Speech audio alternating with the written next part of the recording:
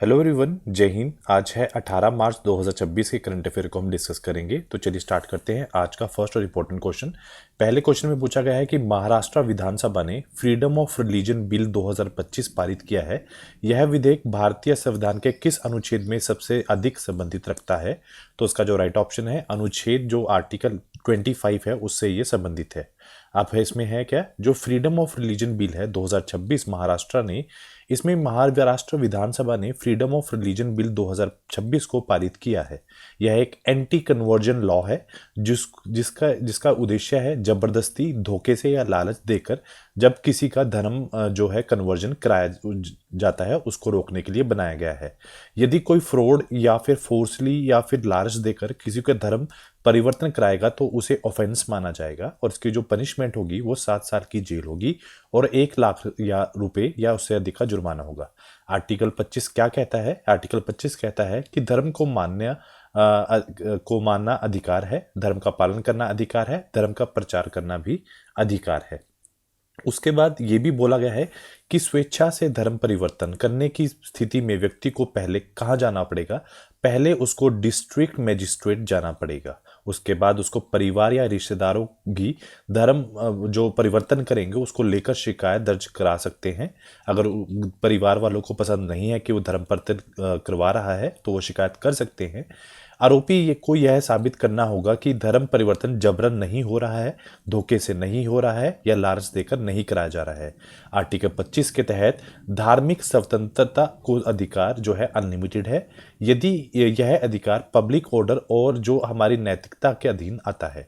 इसलिए जो राज्य सरकार ऐसा कानून बना सकती हैं कि जो फोर्सली जो कन्वर्ज कर रहे हैं, जबरदस्ती धर्म परिवर्तन कर रहे हैं, उसको रोक लगाई जा सके। लेकिन वॉलेंटरी जो कन्वर्जन है, स्वेच्छा से धर्म परिवर्तन की अनुमति बरकरार है। मतलब अगर आपका दिल है बदलने का, धर्म को बदलने का, तो वो आराम से हो सकता है। पर अगर कोई लालच देकर जबरन धोखे से करा रहा है तो इसके लिए उन्होंने प्रावधान रखा है सजा का।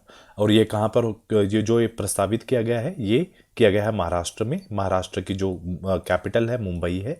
चीफ मिनिस्टर देवेंद्र फडणवीस हैं और जो वहाँ की विधानसभा सीटें हैं 288 हैं और राज्यसभा सीटें 19 हैं, लोकसभा सीटें 48-48 हैं। उसके बाद अगला क्वेश्चन ये है, विश्व परिधान ब्रांड यूनिक्लो द्वारा भारत के किस से अपना जो है नया ब्रांड एम्बेसडर नियुक्त किया गया है? तो उसका जो राइट ऑप्शन है जसप्रीत बुमराह को उन्होंने अपना ब्रांड एम्बेसडर बनाया है। अब क्वेश्चन ये है कि ग्लोबल अपैरल जो रिटेलर यूनिलो को जसप्रीत बुमराह को अपना ब्रांड एम्बेसडर बनाया है। यह साझेदारी जो है लाइफ वेयर फिलॉसफी कैंपेन से शुरुआत हुई है। यह एक विचारधारा है, फिलॉसफी है, कंफर्ट, सिंप्लिसिटी और क्वालिटी पर आधारित है। जसप्रीत बुमराह इस brand ambassador life wear philosophy को प्रमोट करेंगे। यूनिलो कंपनी क्या है? ये एक जापानी ग्लोबल क्लॉथिंग ब्रांड है जो सिंपल, कंफर्टेबल और डेली वियर कपड़ों पर है। इसका मुख्य कॉन्सेप्ट है लाइफ वियर, यानी ऐसा कपड़ा बनाना जो रोजमर्रा के जीवन में आराम और शैली दोनों प्रदान कर सके। उसके साथ साथ जो यूनिलो है वो संबंधी जानकारी यह है कि इसकी स्थापना 1949 में हुई है और इसका जो हेडक्वार्टर है यामागुची जापान में है। उसके साथ साथ कुछ और भी जो महान प्लेयर हैं जो उनके कौन कौन से ब्रांड एम्बेसडर बने हैं, जैसे क्रिस्टियानो रोनाल्डो परप्लेक्सिटी एआई के, हरमनप्रीत कौर है पंजाब नेशनल बैंक की ब्रांड एम्बेसडर है, Shafali Verma Haryana state commission for women की हैं, Rohit Sharma ICC T20 World Cup 2026 के ब्रांड एम्बेसडर हैं। उसके बाद शरत कमल जो हैं 28वें एशियन टेबल टेनिस चैंपियनशिप के, सानिया मिर्जा जो है एलन सोली की हैं, सचिन तेंदुलकर जो है यूएन रोड सेफ्टी कैंपेन के ब्रांड एम्बेसडर हैं। उसके बाद अगला क्वेश्चन है, लोअर कोपली जो जल विद्युत जो परियोजना है उसका जो हाल में ही उद्घाटन किया गया है वो किस राज्य में स्थित है? तो उसका जो राइट ऑप्शन है ये असम राज्य के अंदर स्थित है। तो ये किसने किया है? हाल में इसका जो उद्घाटन है प्रधानमंत्री नरेंद्र मोदी द्वारा किया गया है। यह परियोजना असम के वेस्ट कार्बी और दीमा हंसो जिले में स्थित है। यह कोपली रिवर बेसन पर बनाई गई है और इस परियोजना की जो लागत है 2300 करोड़ रुपए से अधिक है।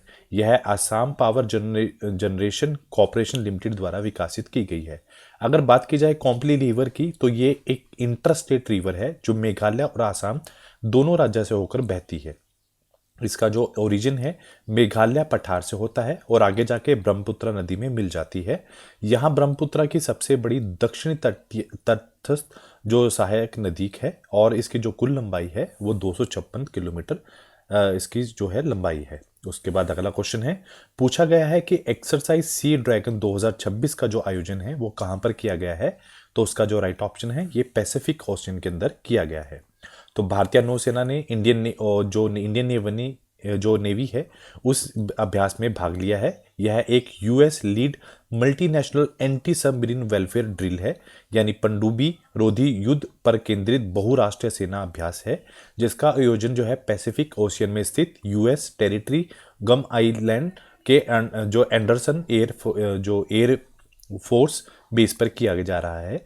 और इसके अगर अवधि की बात की जाए, ये कम से कम 2 वीक हाई इंटेंसिटी एक्सरसाइज है। अगर बात की जाए भारतीय नौसेना की, इसमें अपना P-81 मैराटाइम पेट्रोल एयरक्राफ्ट तैनात करेगी। अगर पार्टिसिपेट कंपनी की बात, जो कंट्रीज है उनकी बात की जाए, तो उसमें कुल 5 देश शामिल हैं, जैसे कि भारत, USA, ऑस्ट्रेलिया, जापान और न्यूजीलैंड इसके अंदर शामिल हैं। अब क्वेश्चन है, सी ड्रैगन एक्सरसाइज है क्या। ये एक इंटरनेशनल नेवल एक्सरसाइज है, जिसका जो मुख्य जो फोकस है सबमरीन डिटेक्शन है, पनडुब्बी को पहचानना है।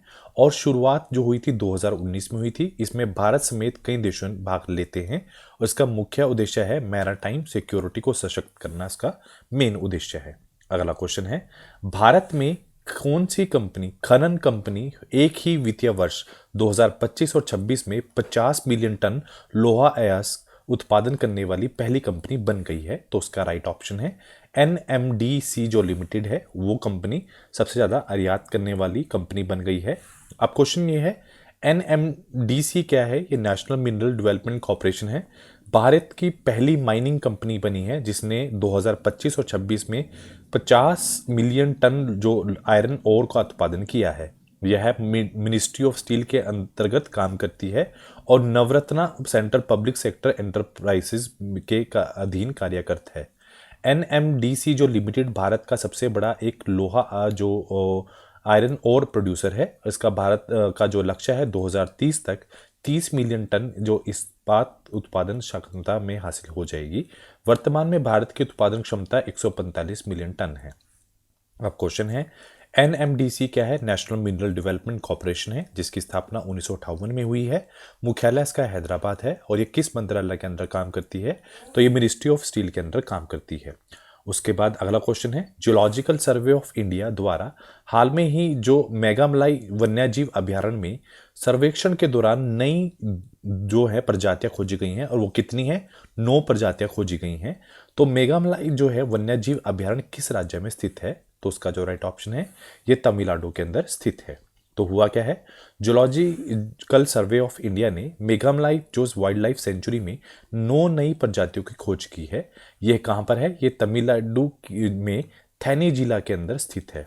वेस्टर्न घाट बायोडाइवर्सिटी हॉटस्पॉट में आता है यहाँ, इसीलिए ये इकोलॉजिकल इंपॉर्टेंस इसका बहुत ज़्यादा है। और पेरियार टाइगर रिजर्व के लिए ये एक बफर जोन के रूप में कार्य करता है। अगर बात की जाए 9 प्रजातियों में कौन कौन सी हैं, इसके अंदर मकड़ी, मेफ्लाई, डैम फ्लाइज, बाकली लाइस और कोकरेच जैसी प्रजातियां शामिल हैं। अगर मेघामलाई वाइल्ड लाइफ सेंचुरी की बात की, ये थैनी जिला में तमिलनाडु में स्थित है और ये भारत के पश्चिमी घाट का एक हिस्सा है, वेस्टर्न घाट का। अगर बात की जाए कनेक्टेड, तो ये पेरियार टाइगर रिजर्व जो है केरला से भी कनेक्टेड करता है। अगर बात की जाए जूलॉजिकल सर्वे ऑफ इंडिया का काम क्या है, ये जितने भी देश के अंदर जानवर है उनकी जितने भी जानवर हैं जिसको आप फोना बोलते हो, उसका अध्ययन करता है, स्टडी करता है, डिस्कवरी को देखता है और कंजर्वेशन में कार्य करता है। इसकी जो स्थापना है 1 जुलाई 1916 में हुई है और जो उसका मुख्यालय है कोलकाता पश्चिम बंगाल के अंदर स्थित है। अगर बात की जाए मंत्रालय की, तो ये भारत सरकार के पर्यावरण, वन व जलवायु परिवर्तन मंत्रालय के अधीन कार्य करता है।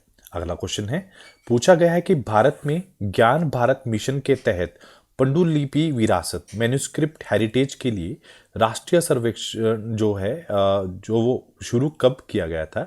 तो पूछा गया है कि ज्ञान भारत मिशन कब प्रारंभ किया गया था। तो उसका जो राइट ऑप्शन है ये पिछले साल 2025 में शुरू किया गया था। तो ज्ञान भारत मिशन जो है भारत सरकार ने जो 2025 में शुरू किया था, इसका मुख्य उद्देश्य था मैन्युस्क्रिप्ट हेरिटेज को खोजना, उनको संरक्षित करना और डिजिटाइज करना, इनका मेन मोटो था। तो हाल में ही इस मिशन ने पूरे भारत में एक बड़ा सर्वे किया है इस सर्वे में जो मैन्यूस्क्रिप्ट हैं उनकी पहचान जो है आइडेंटिटी की गई है, डॉक्यूमेंट्स किया गया है और मैपिंग की जा रही है। अगर बात की जाए ज्ञान भारत मिशन की, इसे यूनियन बजट 2025-26 में घोषित किया गया है। अगर मिनिस्ट्री की बात की जाए, मिनिस्ट्री ऑफ कल्चर के अधीन ये काम करता है। नेशनल मिशन फॉर मैन्यूस्क्रिप्ट 2023 का ये एक अपग्रेड वर्जन है। इसका मेन ऑब्जेक्टिव यह है कि जितने भी मैन्यूस्क्रिप्ट्स हैं उनको खोजना, प्रिजर्व करना और डिजिटल करना इसका मेन मोटो रहेगा। अगला क्वेश्चन पूछा गया है कि हाल में ही किसे 2025 के लिए हिंदी भाषा का साहित्य अकादमी पुरस्कार से सम्मानित किया गया है। तो उसका राइट ऑप्शन है ममता कालिया को सम्मानित किया गया है। तो हाल में ही साहित्य अकादमी पुरस्कार 2025 में 24 भारतीय भाषाओं के लिए साहित्य अकादमी पुरस्कारों की घोषणा की गई है। अगर बात की जाए हिंदी में, ममता कालिया जो उत्तर प्रदेश से हैं, जीते जी इलाहाबाद के लिए जो एडिशन है उसके लिए मिला है। इंग्लिश में नवतेज सरना पंजाब से क्रिम्सन स्प्रिंग उपन्यास के लिए। अगर बात की जाए साहित्य अकादमी पुरस्कार की, इसकी स्थापना 1954 में हुई है। भारत की अगर बात की जाए भाषाओं में 24 भाषाएं आती हैं। संविधान की 8वीं अनुसूची भाषाएं 22 भाषाएं हैं और उसके साथ साथ 23वीं अंग्रेजी है और 24वीं राजस्थानी भाषा है। इसका महत्व यह है कि भारत का दूसरा सर्वोच्च साहित्य सम्मान है ज्ञानपीठ के। अगर बात की पुरस्कार की बात की जाए, पुरस्कार में क्या होता है, एक तांबे की पट्टिका दी जाती है, एक शॉल और उसके साथ 1 लाख रुपए नगद राशि दी जाती है। उसके बाद संस्था कौन सी है, साहित्य अकादमी, स्थापना 12 मार्च 1954 और वर्तमान अध्यक्ष कौन है, माधव कौशिक इसके वर्तमान अध्यक्ष हैं। अगला क्वेश्चन, हाल में ही शांतनु नारायण किस कंपनी के मुख्य अधिकारी के पद पर थे जिन्होंने हाल में ही इस्तीफा दिया है। तो वो एडोप कंपनी के मुख्य अधिकारी सीईओ के पद पर थे जिन्होंने हाल में ही जो है इस्तीफा दिया है। कंपनी कौन सी थी, एडोप। कौन से पद पर थे, सीईओ। नाम क्या है, शांतनु नारायण। उन्होंने अपने 18 वर्ष की सेवा के बाद अपने पद से हटने की घोषणा की है। वे अपने पद पर अब तक के रहने वाले जो बने रहे हैं जब तक कोई नया उत्तराधिकारी जो नियुक्त नहीं हो सकता। इसके बाद वह कंपनी के बोर्ड्स के जो अध्यक्ष, चेयरमैन के रूप में कार्यरत रहेंगे। 1988 में एडोप में एक उपाध्यक्ष और उसके इंजीनियरिंग व तकनीक समूह के महाप्रबंधक के रूप में उन्होंने वो शामिल हुए थे। 2007 में वो सीईओ बने थे और 2017 में बोर्ड के अध्यक्ष बन रहे थे। उसके बाद अगला क्वेश्चन है, मार्च 2026 में भारतीय प्रतिभूति और विनिमय बोर्ड के पूर्णकालिक सदस्य किसे नियुक्त किया गया है। तो उसका जो राइट ऑप्शन है, केवी रमन मूर्ति को हाल में ही चुना गया है। तो हाल में ही केवी रमन मूर्ति को सेबी मतलब भारतीय प्रतिभूति विनिमय बोर्ड का जो है पूर्णकालिक सदस्य नियुक्त किया गया है। वे अश्विनी भाटिया का स्थान लेंगे। सेबी की बात की जाए, security and exchange board of India, इसका गठन 12 अप्रैल 1988 में किया गया था। अगर वैधानिक दर्जे की बात की जाए, कानूनी अधिकार की बात की जाए, सेबी अधिनियम 1992 के माध्यम से 30 जनवरी 1992 को दिया गया था। इसका मुख्यालय मुंबई महाराष्ट्र में है। जो अध्यक्ष हैं तुहीन कांत पांडे हैं। उसके बाद अगला क्वेश्चन है, वर्ष 2026 की प्रतिष्ठित जो संगीत कलानिधि पुरस्कार के लिए किसे चुना गया है। तो उसका जो राइट ऑप्शन है, जयंती कुमारेशे को हाल में ही जो है कलानिधि पुरस्कार के लिए चुना गया है। उसके साथ साथ मद्रास संगीत अकादमी पुरस्कार 2026 की बात की जाए तो ये एक वार्षिक संगीत और नृत्य पुरस्कारों की घोषणा है और ये पुरस्कार अकादमी के 100 वार्षिक सम्मेलन और संगीत समारोह के दौरान प्रदान किए जाते हैं। संगीत कलानिधि पुरस्कार डॉक्टर जयंती कुमरेश को मिला है। टीटी जो कृष्णामाचारी पुरस्कार है डिजुकुडी एम जो सुब्रमण्यम को। टीटी कृष्णामाचारी पुरस्कार TKV रामानुज चार्लू को मिला है। संगीत कला आचार्य पुरस्कार सुगंधा कलमेखा को मिला है। नृत्य कला निधि जो पुरस्कार है नरेंद्र जी को मिला है। उसके बाद अगला क्वेश्चन है, टेनिस टूर्नामेंट की बात की जा रही है। BNP पारिबास ओपन मतलब इंडियन वेल्स 2026 में पुरुष एकल खिताब किसने जीता है। तो उसका राइट ऑप्शन है जैनिक सिनर जो है उन्होंने ये खिताब अपने नाम किया है। तो अभी जो NP पारिबास ओपन में जो नाम से प्रसिद्ध जो इंडियन वेल्स ओपन संयुक्त राज्य अमेरिका के कैलिफोर्निया में आयोजित किया गया है और ये एक वार्षिक पेशेवर टेनिस टूर्नामेंट है। अगर बात की जाए पुरुष एकल की तो इटली के जैनिक सिनर ने और उपविजेता कौन है, डैनियल मेदवेदेव हैं और महिला एकल की बात की जाए आर्यन जो साबलेका बेलारूस से, उपविजेता है एलन एलन जो रायबिकिना जो इसकी उपविजेता है। पुरुष युगल की बात की जाए गेंडो जो है अदैजी अर्जेंटीना से, मैनुअल गार्डिन्स जो है फ्रांस से, और महिला युगल विजेता की बात की जाए केतराना सिनियाकोवा और टेलर टॉमनडस जो है वो अमेरिका से इसके महिला युगल के विजेता हैं। अगला क्वेश्चन है, अभी हाल में ही नई दिल्ली में आयोजित 2026 वर्ल्ड पैरा एथलेटिक्स ग्रा प्री में भारत की भाला फेंक में स्पर्धा में गोल्ड मेडल किसने जीता है? तो उसका राइट ऑप्शन है स्मिथ अंटिल ने ये अपने नाम किया है।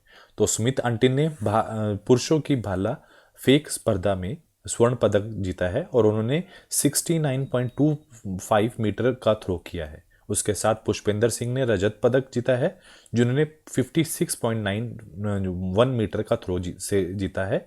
पूनम राम ने कांस्य पदक है 49.48 मीटर के थ्रो से प्राप्त किया है। वर्ल्ड पैरा जो एथलेटिक ग्रैंड प्रिक्स 2026 में जिसका वेन्यू जवाहरलाल नेहरू स्टेडियम नई दिल्ली भारत में रहा है और ये कब से कब चला है? 11 से 13 मार्च 2026 तक चला है। उसके बाद अगला क्वेश्चन पूछा गया है, जो फार्मा न्यूट्रा ट्रेड कॉरिडोर गलियार किन दो देशों के बीच में शुरू किया गया है? तो ये भारत और उज्बेकिस्तान के बीच में शुरू किया गया है। तो उसके साथ भारत और उज्बेकिस्तान में मिलकर pharma Nutra trade corridor launch किया है। इस ट्रेड कॉरिडोर का उद्देश्य भारतीय दवा निर्माताओं मतलब इंडियन मैन्युफैक्चरर को कॉमनवेल्थ ऑफ इंडिपेंडेंट स्टेट और यूरेशिया के हेल्थ केयर मार्केट से जोड़ना सा काम रहेगा। ऑब्जेक्टिव क्या है? भारतीय दवाओं को यूरेशियन मार्केट तक पहुंचाना, हेल्थ केयर सेक्टर को व्यापार को और एफिशिएंट बनाना, फार्मास्यूटिकल और जो न्यूट्रास्यूटिकल इंडस्ट्री को प्रोत्साहन करना। यूरेशिया उस भौगोलिक क्षेत्र की वजह से कहा जाता है जो यूरोप और एशिया महाद्वीप से सम्मिलित भूभागों को दर्शाता है। उसके बाद अगला क्वेश्चन है, भारत टेक्स 2026 जिसे दुनिया का सबसे बड़ा जो है समंकित वस्त्र मेला कहाँ किया गया है और ये जो कहाँ मेला है कहाँ पर आयोजित किया गया है? तो उसका जो राइट ऑप्शन है ये भारत मंडपम के अंदर किया गया है। तो इसमें हुआ क्या है, भारत टेक्स 2026 की बात की जाए तो ये भारत मंडपम में हुआ है और ये 14 से 17 जुलाई 2026 तक चलेगा। भारत मंडपम नई दिल्ली में ये किया जाएगा। यहाँ दुनिया के सबसे बड़े जो इंटीग्रेटेड टेक्सटाइल फेयर्स को बताया जा रहा है जिसके अंदर 1.3 लाख से अधिक जो लोग पार्टिसिपेट करेंगे। 140 देशों से प्रतिभागी आने की उम्मीद है। 3500 से ज़्यादा एग्जीबिटर होंगे और 7,000 से अधिक इंटरनेशनल बायर शामिल होंगे। इस मेले के अंदर fabric yarns, fabrics, apparel, technical जो टेक्सटाइल्स, हैंडलूम और हैंडक्राफ्ट होंगे। इसका आयोजन Bharat Tex trade federation of द्वारा मिनिस्ट्री ऑफ टेक्सटाइल से के सहयोग से किया जाएगा। उसके बाद लास्ट में हम डिस्कस करते हैं वीकली करंट अफेयर को। ICC T20 World cup Bharat ने जीता है। भारत में पहली निष्कर्षीय जो इच्छा मृत्यु को मंजूरी दी गई है। गूंज 2026 जम्मू कश्मीर में आयोजित हुआ है। भारतीय ऑर्किड महोत्सव सिक्किम में आयोजित हुआ है। पीएम मोदी ने दुर्घटना पीड़ितों के लिए पीएम राहत की घोषणा की है। Inter operable criminal justice system लागू करने वाला उत्तराखंड पहले स्थान पर है। स्पेन ने 16 वर्ष से कम बच्चों के लिए मल्टीमीडिया जो है बंद कर दिया है और ऐसा करने वाला पहला यूरोपीय देश बना है। जम्मू कश्मीर में 67 साल बाद रणजी ट्रॉफी जीती है। भारत चीन को पछाड़कर अमेरिका का सबसे बड़ा कॉटन उत्पादक बना है। ईरान को फीफा वर्ल्ड कप 2026 में खेलने के लिए प्रतिबद्ध कर दिया गया है। उसके बाद एसबीआई जनरल इंश्योरेंस का ब्रांड एम्बेसडर पंकज त्रिपाठी बने हैं। डोल यात्रा असम में आयोजन हुआ है। आंध्र प्रदेश ने दूसरे या तीसरे बच्चे के लिए 25,000 रुपये की आर्थिक सहायता की घोषणा की है। भारत और जापान के बीच में संयुक्त सेना अभ्यास धर्मगार्जन उत्तराखंड में हुआ है। 16.5 हिस्सेदारी के साथ गुजरात भारत का नवीनकरणीय ऊर्जा पावर हाउस बना है। महाराष्ट्र सोंदेला भारत का पहला जाति मुक्त जो गांव बना है। बांग्लार युवा साथी योजना पश्चिम बंगाल में शुरू हुई है। मयंक चक्रवर्ती भारत के 94 जो ग्रैंड मास्टर बने हैं। हट्टी रेसीला महोत्सव महाराष्ट्र में मनाया गया है। भारत का पहला national cow culture museum Mathura में स्थापित किया जाएगा। तो आज के लिए इतना ही। Do like share and subscribe my channel. Thank you so much.